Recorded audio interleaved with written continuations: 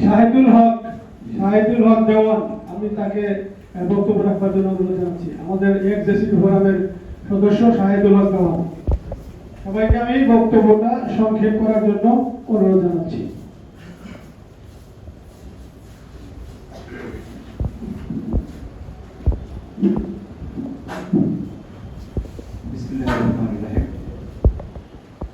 Bangladesh executive forum কর্তৃক আয়োজিত আজকে আলোচনা সভা রক্তাক্ত জুলাই গণতন্ত্র এবং তার প্রমাণ।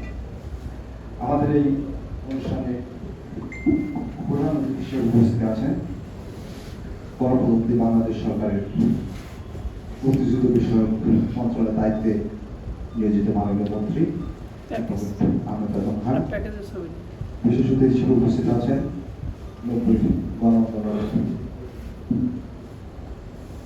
যোদ্ধা, যার নেতৃত্বে আমরা স্বৈরাচার বিরোধী আন্দোলন করেছি, ডাকসুর এজিএস এবং বিএনপির চেয়ারম্যানের উপদেষ্টা জনাব নাজমুদ্দিন আলম। আরো একজন যিনি উপস্থিত আছেন বিশেষ অতিথি হিসেবে আমিতা কামাল আইদর মানি, এবং রাজপথ কমানো মিছিলের অগ্রভাগে তাকে সবসময় দেখেছি মহসিন হল ছাত্র সংসদ জিএস জনাব সাইদুর রহমান ভাই, সহসাংগঠনিক সম্পাদক বিএনপি, উপস্থিত আছে আজকের সম্মানিত সভাপতি এবং ধন্যবাদ সঞ্চালক। বাংলার উন্নত বলয়ের অজয় পুরুষ দেশ নায়ক তারেক রহমান চিরবিপ্লবের স্বাক্ষর বাংলার থাকবেন এক নেতা, যে নেতা নিদারুণ দুঃখ কষ্ট আর যন্ত্রণার মধ্যে দিয়ে জেল জুলুম ঘুরিয়া মাথায় করে শুধু প্রবাসে যেতে বাধ্য হয়েছিলেন, কিন্তু দিয়ে গেছেন আলোর পরশ, যার সংস্পর্শে সঞ্জীবিত বাংলাদেশ জাতীয়তাবাদী দলের পতাকা উত্তরগমনের পথ পথ করে উঠছে। সেই পরমাদরের পরম নন্দিত মহানেতা আজকে আমাদের প্রধানমন্ত্রী।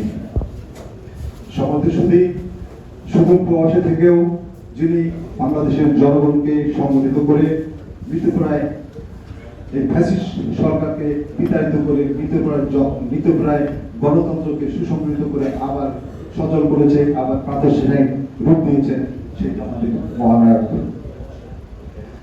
সবচেয়ে ত্যাগী নেতাদের মধ্যেই আমি আমাদের মাননীয় প্রধানমন্ত্রীকেই ধরতে চাই, কারণ নেলসন ম্যান্ডেলা উনি 27 বছর কারাবাস করেছেন, আমাদের মাননীয় প্রধানমন্ত্রী 17 বছর প্রবাস জীবন কাটিয়েছেন। এই জন্য আমরা তাকে ওনার যে অবদান, উনি যে সংগঠিত করেছেন আমাদের জনগণকে, আমাদের নেতা কর্মীকে সংগঠিত করে এই ফ্যাসিস্টকে তাড়িয়ে যে আবার গণতন্ত্রকে পুনরুদ্ধার করেছেন, এই জন্যই আমরা তাকে আমাদের এই ইতিহাসের জুলাই বিপ্লবের ইতিহাসের মহানায়ক হিসেবে আমরা ধরতে পারি। তারপর আমাদের গণতন্ত্রের মা, আগ্রাসন বিরোধী গণমানুষের বিপ্লবী কণ্ঠস্বর বেগম খালেদা এক মহিষী নারী, যিনি এই দেশের জনগণের জন্য, দেশের মানুষের জন্য সর্বোচ্চ ত্যাগ স্বীকার করেছেন। উনি ওনার সন্তান হারিয়েছেন, উনি আরো 35 বছরে আবাসস্থল নিজের বাড়ি হারিয়েছেন, তারপর বিনা অপরাধে বছর কারাবরণ করেছেন। ওনার চেয়ে জীবিত প্রাণ আমরা হইতে পারবো কিনা জানি না।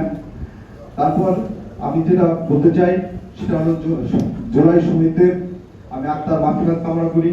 আমাদের যেসব শহীদ ভাইরা জীবন বিলিয়ে দিয়ে গণতন্ত্রকে পুনরুদ্ধারে সহায়তা করেছেন, আমি সকলের আত্মার মাগফিরাত কামনা করে আমি আমার বক্তব্য শেষ করছি। ধন্যবাদ সবাইকে।